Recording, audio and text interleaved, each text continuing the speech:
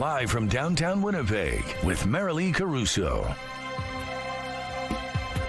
Good evening. Thanks for joining us. Marilee is away. Residents of a Manitoba town are on the move again tonight. Lynn Lake has been evacuated due to wildfires for the second time this summer. CTV's Daniel Halmerson joins us now live. So Daniel, what prompted this latest evacuation? A looming threat to the town's power supply, Catherine. Lynn Lake's mayor says lightning strikes sparked new fires earlier this week, and the blazes are dangerously close to Manitoba hydro lines near the town. He warns an outage could last weeks, which means residents don't know when they'll be able to return home again. Usually, they don't really come too close to the town, but this has been a pretty bad summer so far. For the second time in 6 weeks, Josiah Phillips has made the long trek from Lynn Lake to Winnipeg. It's definitely not something I'm used to. 12-hour drive, seems like fleeing fire for the second time. Passing by mushroom clouds. Phillips, his wife, and their dogs hit the road Thursday as yet another wildfire threatens the northwest Manitoba community. We heard that the fire might knock out the power, and if it knocks out the power, then yeah, it could be a long time. And then there's also another fire that's threatening to close the one highway leaving. Friday morning, Lynn Lake issued a mandatory evacuation order for its 600 or so residents because of a blaze creeping towards the Manitoba hydro lines that power the town. Best case scenario, the wind changes direction, keeps it away from our infrastructure and away from the community. But Lynn Lake Mayor Brandon Dulowich says it's not a matter of if the fire hits the lines, it's a matter of when. But once the fire reaches that line and takes out some of the wooden pole structures, we anticipate power being out for upwards of a month. Lynn Lake residents were first evacuated on May 27th due to fires in the region. That order was lifted just 2 weeks ago. It's extremely difficult. We're trying to work with whatever resources we have, but there's not an ample amount of resources. Josiah Phillips says he's fortunate to have a place to stay here in Winnipeg, but the uncertainty of when he can return home remains top of mind. It doesn't leave a lot of options for me right now, but if there's a home to go back to, I understand that the crews and everybody that's staying behind there, it seems to be over and over, it's a mix of bravery and of divine intervention that we still have a town. As I mentioned, the evacuation order went into effect this morning. Buses and airplanes are taking people from Lynn Lake to Brandon, where an evacuation center has been set up. Mayor Dulowich says hotel rooms will be ready for displaced residents staying in the Keystone City. Now, Daniel, this, of course, is just one region in Manitoba dealing with wildfires. What's the latest update on that front from the province? Well, Catherine, the Manitoba Wildfire Service is dealing with 64 active blazes as of this afternoon, and by my count, 22 of those are considered out of control. All right, thanks for this, Daniel. An update now to a story we brought you last night regarding a series of sexual assaults reported near Health Sciences Center. Police say 3 women and a teenage girl reported being sexually assaulted within the span of 45 minutes on Wednesday. Since then, police say they have arrested a 28-year-old man and also identified a 5th alleged victim. The investigation is ongoing. A teen girl has been arrested in connection to a fatal stabbing in Selkirk Monday night. As we told you earlier this week, RCMP say the incident happened outside a business on Manitoba Avenue shortly before midnight. A 39-year-old woman was brought to hospital but later died. Mounties now say a 15-year-old girl from Gimli has been arrested and charged. The two aren't believed to have known each other prior. The investigation continues. 2 of the country's largest telecom companies continue to point fingers at each other over a 911 outage that left dozens of Manitobans unable to reach emergency services, including the family of a man who suffered a fatal heart attack. The outage in March lasted nearly 39 hours and resulted in 177 911 calls not going through. In its most recent incident report to the CRTC, Bell, which provides Manitoba's 911 One network said one of its routes required a reset, which took 4 minutes. It noted no other carriers had issues aside from TELUS, and the issue was only fixed when TELUS took action on its end. It further alleges TELUS did not have a proper fail-safe in place and didn't appropriately report the severity of the incident. However, TELUS tells CTV News there's no evidence its 911 services would have been disrupted were it not for the initial bell reset. As we previously reported, TELUS told the CRTC that an issue on Bell's end prompted its 911 service to go dark, and a technician sent to investigate did not alert the higher-ups that the system was compromised. Bell is the parent company of CTV. Fisheries Canada is keeping a close eye on watercraft entering Manitoba for zebra mussels. These are pictures from their first inspection blitz on Highway 1 near the Manitoba-Ontario border. Over 3 days in late June, they inspected 383 vehicles with 436 watercraft. 110 of those watercraft were not cleaned, drained, or dried and failed inspection. 38 required decontamination and 2 had visible zebra mussels. They're a concern because they reproduce quickly and can impact fish populations, kill native mussel species, clog water intake systems, and can interfere with swimming and beach activities. CTV weather specialist Colleen Brady joins us now with a first look at your Skywatch evening forecast. Speaking of beach activity, a place I'd like to be in this heat, Colleen. It's quite oppressive out there. It sure is, but like we saw last night at this time, the heat, the humidity, and wildfire smoke are lighting up our weather maps tonight with many Environment Canada watches and warnings. I want to show you first, though, a quick look at the satellite radar. Look at this line of thunderstorms moving through the southeastern corner of the province, but primarily south of the U.S. border, but only just pushing up into northwestern Ontario. We'll take a look at the result, folks. We have another night where the weather map is lighting up in one color or another, featuring a severe thunderstorm watch for Winnipeg next door.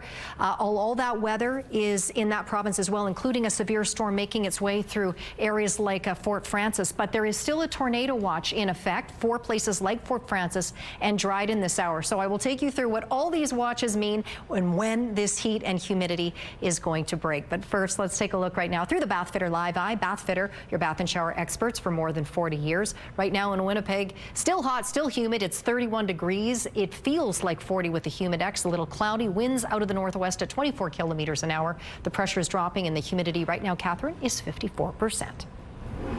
Thanks, Colleen.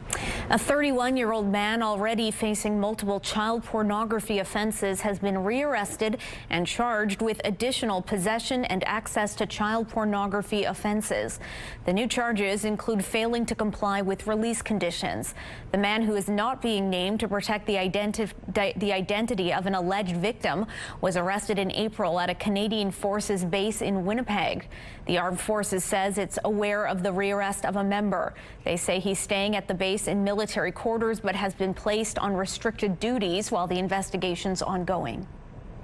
Health officials are warning about 2 more potential measles exposures at hospital emergency rooms. They are the Health Sciences Centre Children's Hospital Emergency Department between 11:10 p.m. Monday, June 30th and 1:25 a.m. the following morning. The other is the Emergency Department at Boundary Trails Health Centre from 10:20 p.m. July 1st to 1:35 a.m. July 2nd. Anyone who is at those locations during those times is being asked to monitor for symptoms for about 3 weeks and make sure their vaccines are up to date.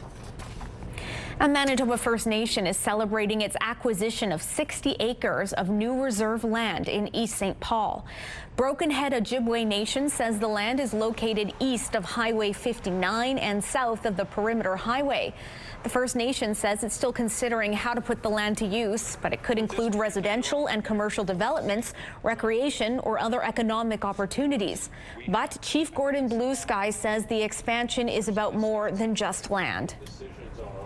We talk about that resilience, and we talk about our asserting our right to self-determinations and changing our economic futures. These are the steps that we're doing right now, because at one time we were doing that. One time we were trading resources with France. We were signing agreements with England. Broken Head Ojibwe Nation says the new land base comes after nearly 20 years of negotiations with the federal government. An affordable housing project has officially opened near the University of Winnipeg. The 69-unit apartment building at 380 Yonge Street is owned by Opaskwayak Cree Nation. Rents are heavily discounted to address the shortage of affordable rentals, and 40% of the tenants are First Nation students and Indigenous people. The National Housing Strategy's Affordable Housing Fund contributed $15.6 million to the project, with OCN contributing $1.8 million to land and cash equity. Hot temperatures may force a resource center providing essential services to the West End to reduce its hours. It's 29 degrees where I'm sat right now, so yeah, I'm wearing jeans stupidly, but that's just me. It's hot inside the West End Resource Center on Ellis Avenue because the building's 2 air conditioning units were vandalized. Someone stole all the copper pipes. Now the center may have to reduce its hours and programs because it's unsafe for people to visit, especially in the afternoons. The center supports more than 4,500 people a year through senior programming, job search help, and distributes food to about 35 people. And if you can imagine, in a small space, 35 people waiting for a couple hours to get food, it warms up pretty warm, and everyone's taking turns around the fans. But luckily, we do have a lot of cold water and freezies, which are helping. It's going to cost the center around $20,000 to buy and secure new AC units.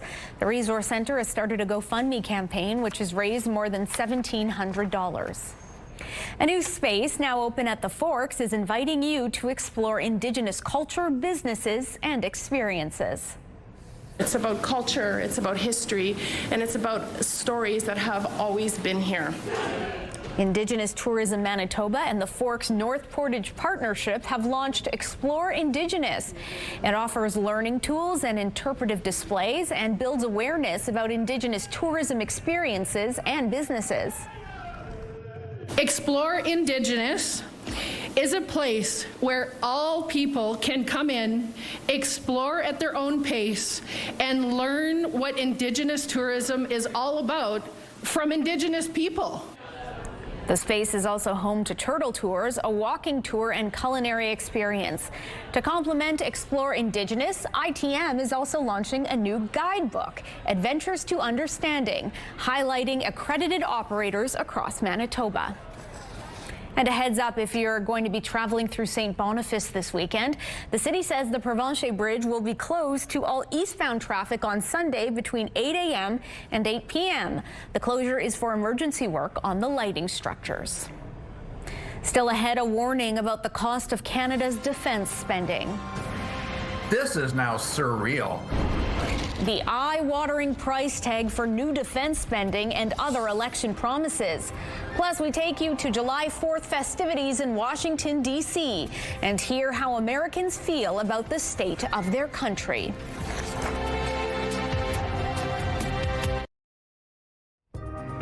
Looking at the markets, crude oil lost 50 cents. The loonie slipped to 73.5 cents U.S. Gold futures added 360.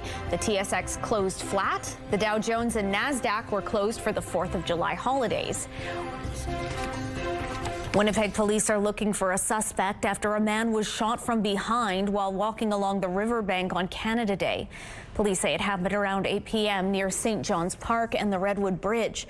The victim, a man in his 30s, managed to run to Main Street and call for help. However, he never saw the person who shot him. He was later treated for non-life-threatening injuries. Anyone who is in the area and saw anything suspicious is asked to give police a call. Winnipeg firefighters rescued a person from the window of a burning apartment building last night. Fire crews responded to a call at a high-rise on the 700 block of Sargent Avenue just before midnight last night. When they arrived, they found a person needing immediate rescue. So firefighters used a ladder truck to get the person out. Paramedics took one person to hospital in stable condition. Other residents who had to evacuate were offered shelter in a Winnipeg transit bus. Investigators are now trying to determine what started the fire. New data is showing Ottawa's ambitious defense spending plan is also expected to significantly raise Canada's deficit in the coming years.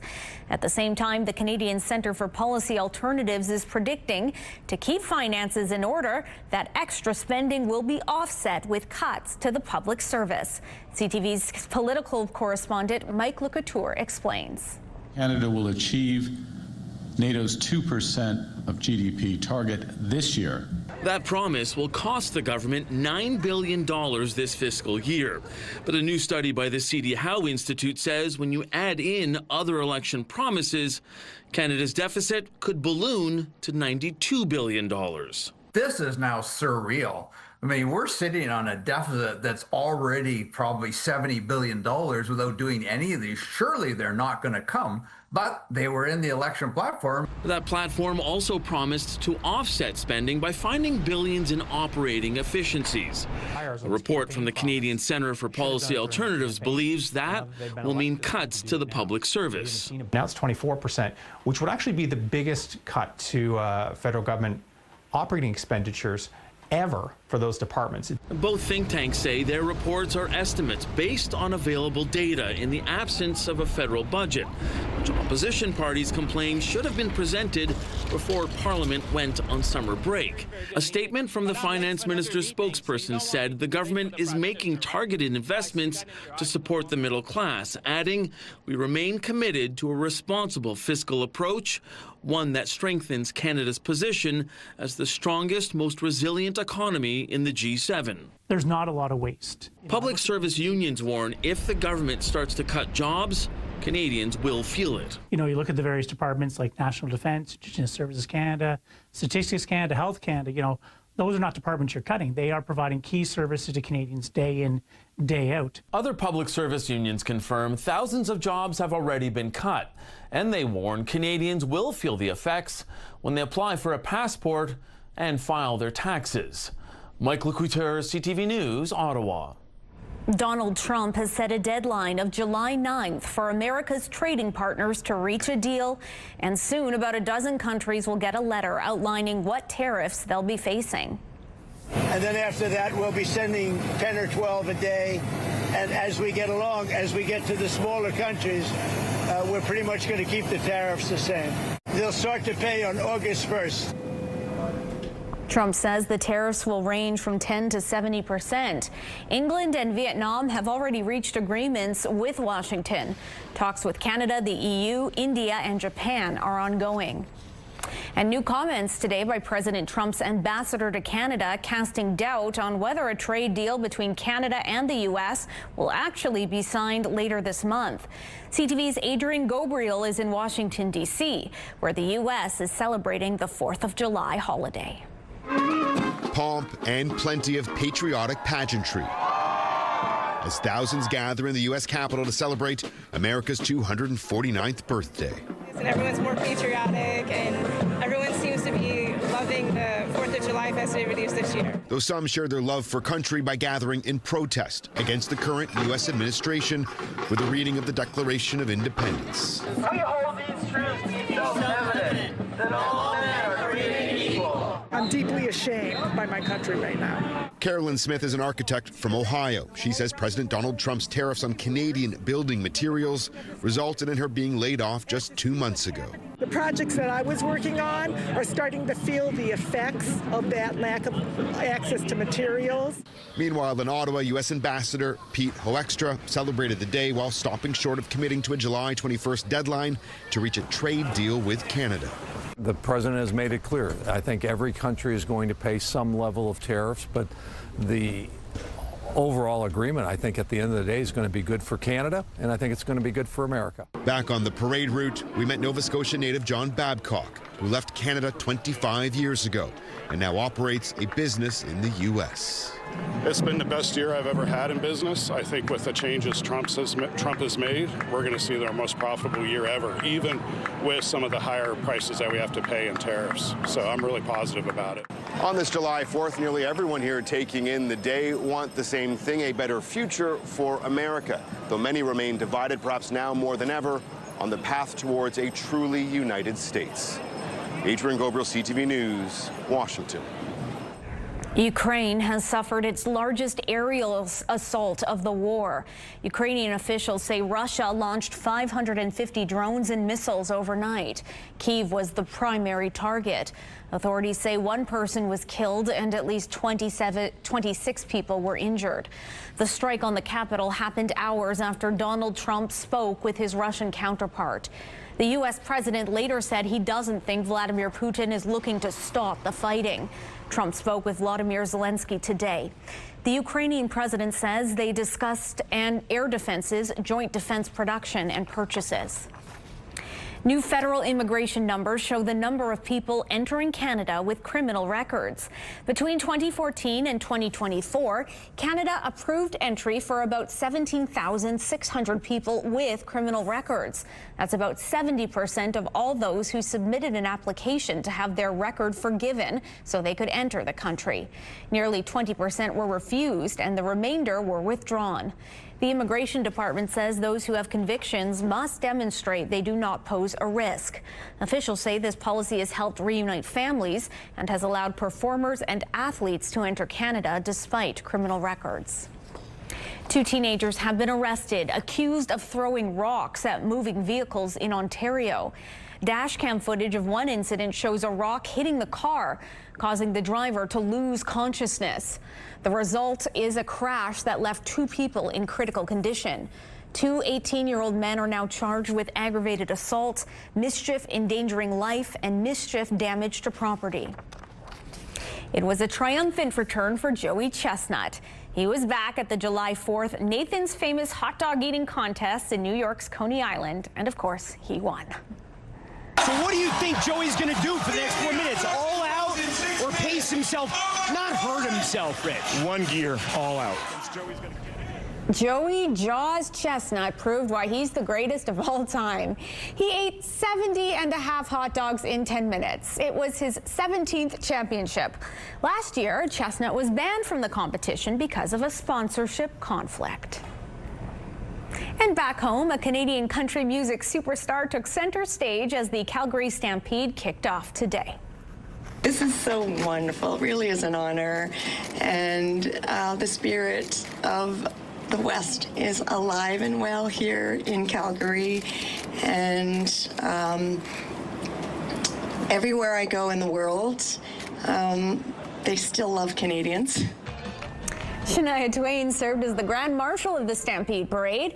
Up to 300,000 people were expected to line the streets for the event. The parade begins a 10-day celebration of the Western way of life. It attracted almost 1.5 million people last summer. Coming up, the kid from St. Vital is back. Well, hi, Mom. Hear how Jonathan Toews is feeling about joining the hometown Winnipeg Jets just ahead. And if you're just about done with this high heat and humidity, you don't have to wait too much longer. A lot of relief will be felt tomorrow. And guess what? It continues on Sunday. Mostly cloudy, maybe a mix of sun and cloud at times, but with a high of 23 degrees. 23 again on Monday with a chance of showers. Then the heat and the sunshine roar right back, peaking at 30, 31 degrees by the midweek with, again, the chance of showers again by Thursday.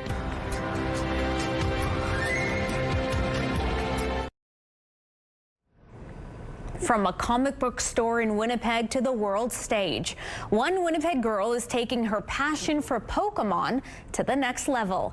CTV's Danton Unger reports. At just 12 years old, Era Roulette is competing to be the very best, the best there ever was, at least when it comes to Pokemon.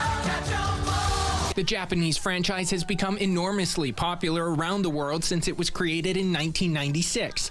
But for Era, her love of the game started just a few years back when her dad bought her a Pokemon gift set for Christmas. Ever since it's been, she's been very competitive. She went from, oh, I want to try this, to, oh, I want to try the best version of this, to, I want to be the best at this. Playing here at Galaxy Comics nearly every Thursday, Era sharpened her skills as a Pokemon master, and soon she and her dad started competing at different different tournaments in Canada and the U.S. Now, Era has become one of the best Pokemon players in North America, and later this summer, she'll travel across the land to catch them all at the World Pokemon Championship in Anaheim, California. It's a very prestigious celebration of just playing well and best of the best showing up to see who can compete. Glenn Henderson is the only other Winnipegger to have made it to the tournament back in 2018.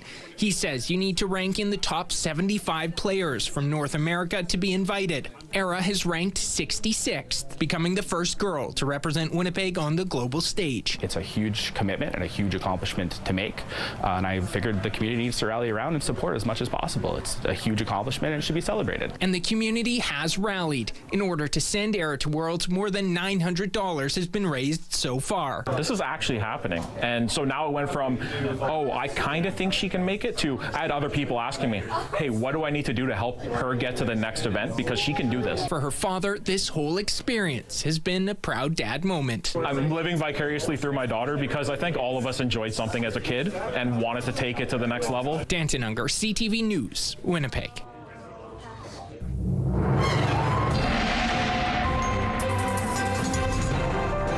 CTV Skywatch weather brought to you by South Beach Casino and Resort. Visit southbeachcasino.ca. CTV weather specialist Colleen Brady has your complete Skywatch weather forecast. I feel like you're entitled to an extra long weekend, Colleen. This week, weather-wise, has been a lot. I'll just say that. Yeah, what you didn't see, folks, off camera about 3 seconds ago, I was just racing into the studio from my desk because these weather watches and warnings, well, they are plentiful, to put it mildly. Taking a look at southern Manitoba right now, I know it doesn't look like all that much is happening. Don't be fooled. We could be in for an interesting night ahead. We have the odd bit of lightning popping up. We have a little thunderstorm right around the Glenborough area here, and you can see right near Gimli, just over the lake right now.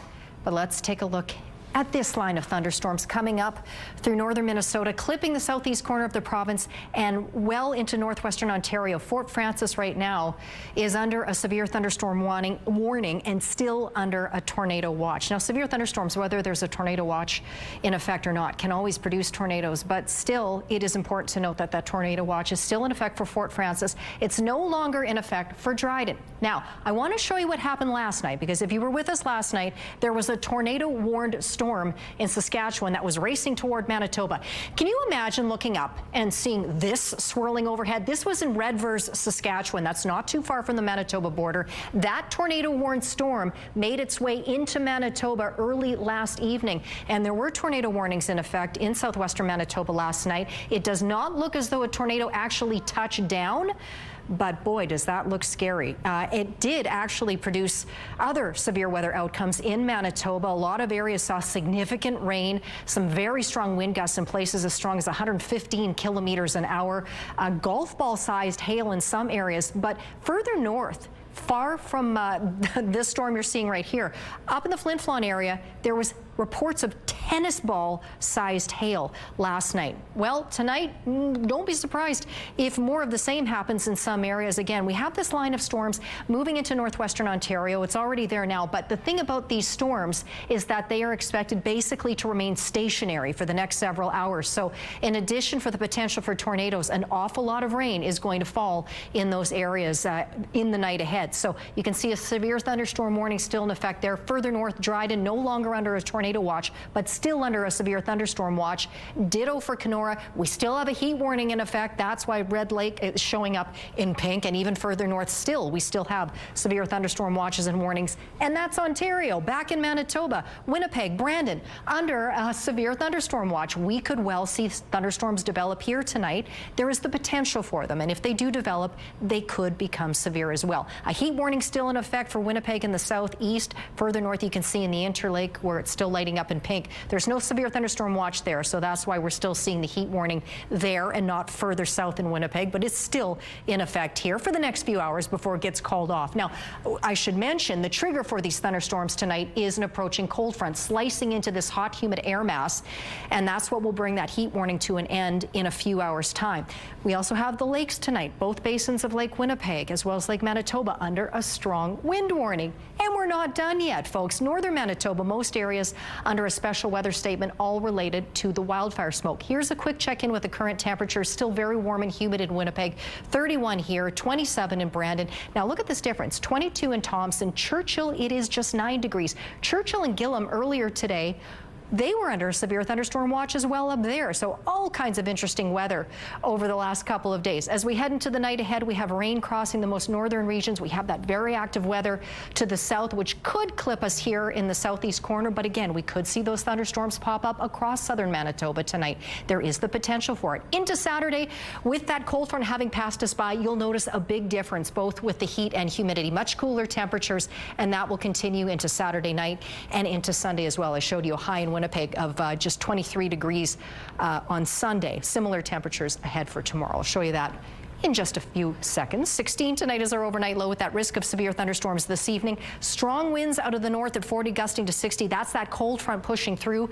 17 degrees tomorrow morning, mostly sunny, but those north winds ramp up again. 24 is our high under a mix of sun and cloud. Up into the northeast tonight, there is the possibility for more showers, maybe even a thunderstorm for Churchill. You only have a couple more degrees left to drop. Conversely, Island Lake, clear and 14. You'll get cloudy overnight. Thompson, you may see some rain yet, down to 9. Sunny there tomorrow with a high of 21 degrees. Rain where it's needed tonight around Lynn Lake, down to 9 degrees overnight. Warmer further south, cloudy, and then sunshine around the region tomorrow. Highs in the upper teens, low 20s. In the southwest tonight, partly cloudy for Brandon.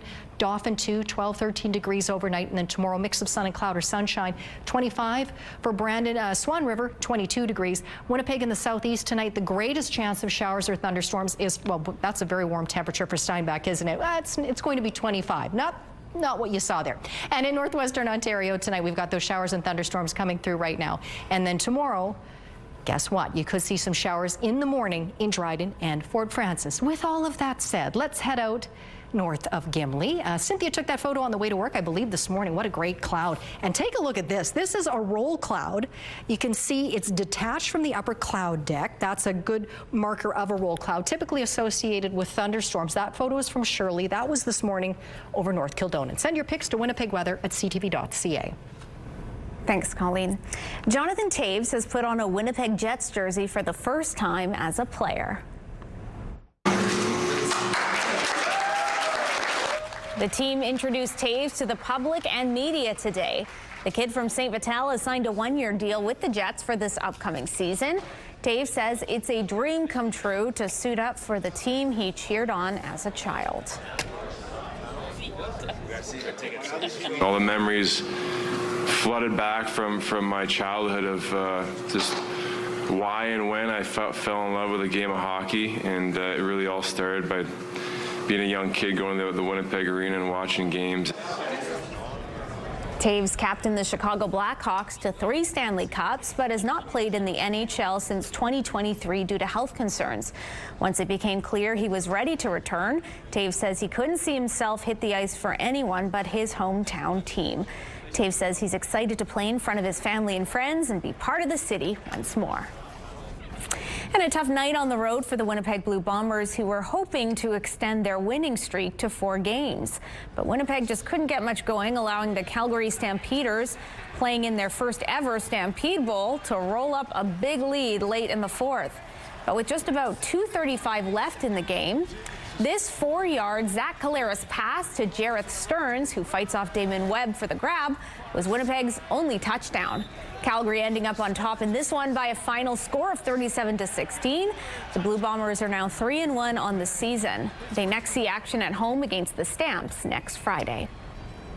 Summer is well underway, and that means so is grilling season. If you're not safe or careful, they can make you sick. Still ahead, 5 food safety tips to keep you and your guests happy and healthy. Medical Watch is next. Another professional athlete has been caught up in a gambling scandal. This time, it's a Major League Baseball pitcher. Here's Andrew Dimbert. A Major League Baseball pitcher is benched as the league investigates unusual betting on pitches he threw. First pitch missing, low ball 1. On June 15th, Cleveland Guardians right-hander Luis Ortiz threw the first pitch of the second inning far outside the strike zone. That's when a betting integrity firm identified unusual bets on whether that pitch would be a ball or a hit by pitch when a player is hit by the ball. Pedro Paez leads off and takes one that is just a little bit outside. Later in the month, against the Cardinals, Ortiz threw the first pitch of the third inning even farther outside the strike zone, and again, unusual betting action was detected. After those pitches were flagged, Major League Baseball opened up the investigation and spoke with the Major League Baseball Players Association. Ortiz was supposed to start last night's game against the Cubs, but the Guardians saying he's been placed on leave per an agreement with the Players Association due to an ongoing league investigation. It comes a year after San Diego Padres infielder Tucupita Marcano was banned from baseball for placing nearly 400 bets on the game. And in February, an umpire was fired for sharing a sports betting account with a friend who gambled on the game. After the meteoric rise of sports betting, no league is immune to potential controversy. Beasley locates the line. Just last week, an investigation into one of the NBA's top free agents came to light. Officials now looking into allegations Malik Beasley gambled on the game. Talks to extend his $42 million contract put on hold. It is an extremely serious situation because it goes to the very heart of if fans, spectators, anyone who cares, if you can trust what you're watching. The Detroit News now revealing Beasley's personal financial woes with millions in debt. He was even reportedly forced to pay a barber and a dentist tens of thousands of dollars in back payments. Andrew Dimbert, ABC News, New York.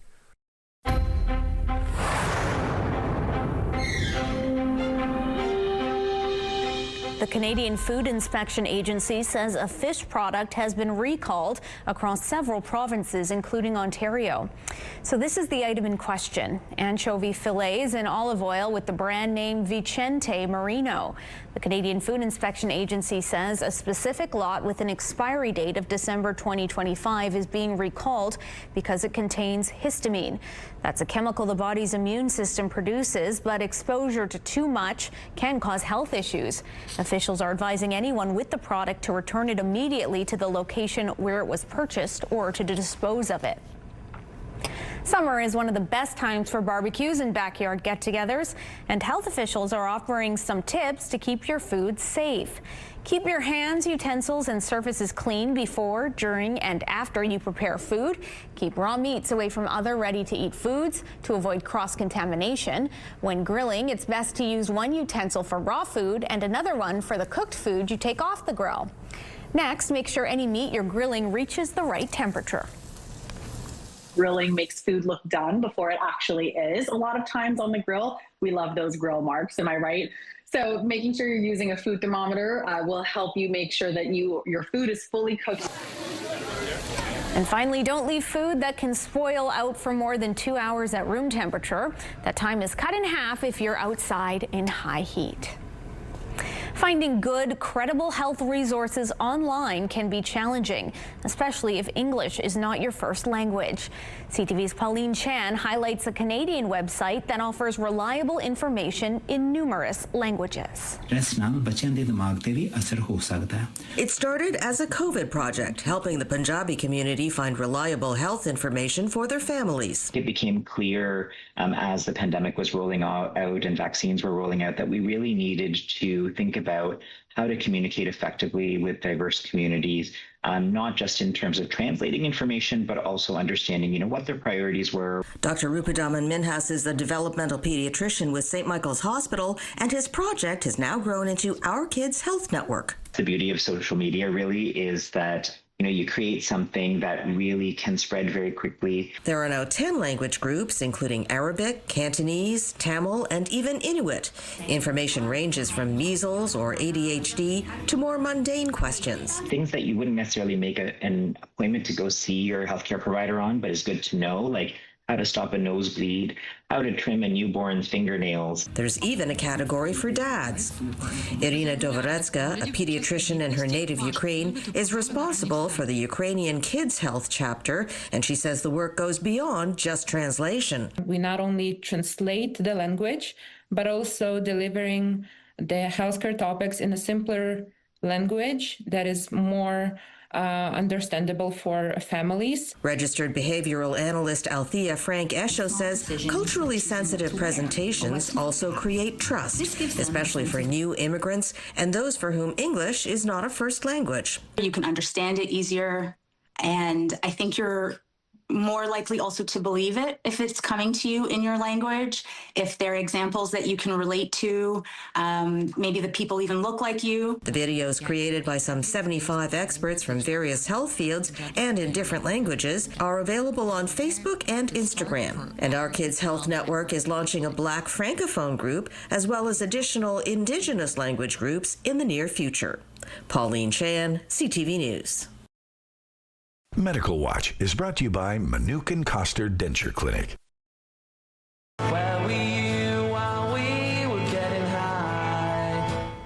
The long-awaited Oasis tour is now underway. Where in Canada you'll be able to see the British rockers. Plus, Winnipeg gets a shout-out in a new rap video in somewhat stereotypical fashion. Spotlight is next.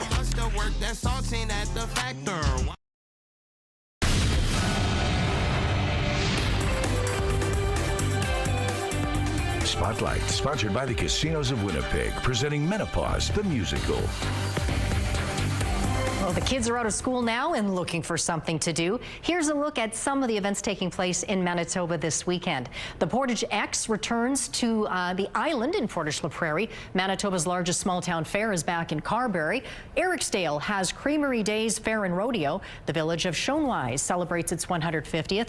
The Pembina Threshman's Museum is hosting Pioneer Day. The Lebo Community Club hosts Summerfest. The Manitoba Pet Expo is at the St. Norbert Community Center. Discover the 2025 Gardens of Distinction with a self-guided tour.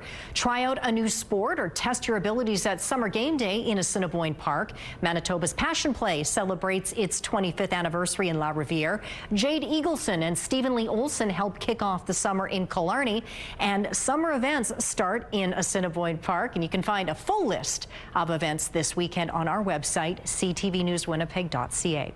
Well, Winnipeg just got a shout out in a new track by Chance the Rapper. Blow a pound like I'm Jenny Craig. I'm cold as Winnipeg. When me and Chance. Ouch. Well, in case you missed it, that was Lil Wayne saying he's cold as Winnipeg. It's a line from Chance the Rapper's newest single, Tree. The song is part of a larger project called Starline Gallery, which the rapper has been working on for some time. British rockers Oasis are launching their first tour in 16 years tonight. Where were you while we were getting high? The Live 25 reunion tour kicked off tonight in Cardiff. The Gallagher brothers have put their past hostilities on hold and are reuniting for 41 shows. Bands from around the world have gathered in Wales to take in the long-awaited performance. The reunion tour has dates across several continents, but the only Canadian stops will be in Toronto on August 24th and 25th at Rogers Stadium. The latest entry in the Jurassic Park saga looks to stomp its way to a win at the weekend box office. Sorry, what mission? This would be a medical breakthrough that could save countless lives. Jurassic World Rebirth stars Scarlett Johansson and Jonathan Bailey in the latest reboot of the franchise. It sees their characters team up and try to retrieve DNA from revived dinosaurs. And as you might expect, not everything goes to plan. Deadline reports the movie could bring in nearly $82 million US over the weekend. Jurassic World Rebirth hits theaters. It hit theaters Wednesday to try to take advantage of the long weekend south of the border. We'll start your weekend with Celebrity Jeopardy, then dive into a double dose of Fear Thy Neighbor and finish the evening with E-Talk at 10:30, all on CTV. Knit blankets are specifically good for cats and kittens because they like to be cozier. But the cats and kittens at the Humane Society need your help to feel a little cozier at the shelter. We'll show you how you can lend a hand next.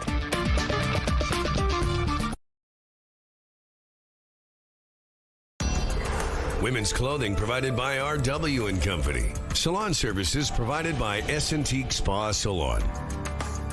Still hot and humid out there. 31 degrees, mostly cloudy with a humid exit. Still feels like 40. Winds out of the northwest at 24 kilometers an hour. 32 our highest temperature of the day, but still not a record. 33.3 in 1886. Winnipeg still under a severe thunderstorm watch. And then tonight we drop down to around 16 degrees, so there's still a risk of severe thunderstorms yet tonight. 24 degrees tomorrow, so the high heat and humidity will be gone. Mix of sun and cloud by the afternoon. Winds pick up out of the north. Clouding over Sunday, 23 degrees, 23 again on Monday. Then we get hot again, Catherine, by Tuesday. Thanks, Colleen. The Winnipeg Humane Society is looking for some help to keep their cats cozy and comfortable while awaiting their forever home. Cheerio. All right. This is one of the cats who has received a knitted blanket while in WHS care, and they'll take it to their new home once adopted.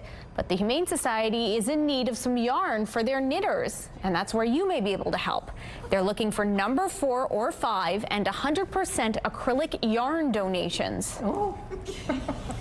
We're always constantly needing more, and knit blankets are specifically good for cats and kittens because they like to be cozier. And some of the little dogs that we got in, and the mamas having their babies, the puppies need to be on something warmer, and this helps. If you can help out, yarn can be dropped off at the Humane Society. The Humane Society also says more knitters or crocheters, are always welcome. You can learn more about joining the Knit and Purling Club by contacting the volunteer administrator. And do you have any skills with knitting needles there, Colleen? I do not. No, me neither. I'm not skilled in that regard. I'd come cuddle the kittens to keep them cozy, though. That's a skill I do have. I do. I have it in spades. Alrighty, that's going to do it for us. Remember, you can watch CTV News anytime on our website. And join us back here for CTV News at 11:30. Good night and stay cool.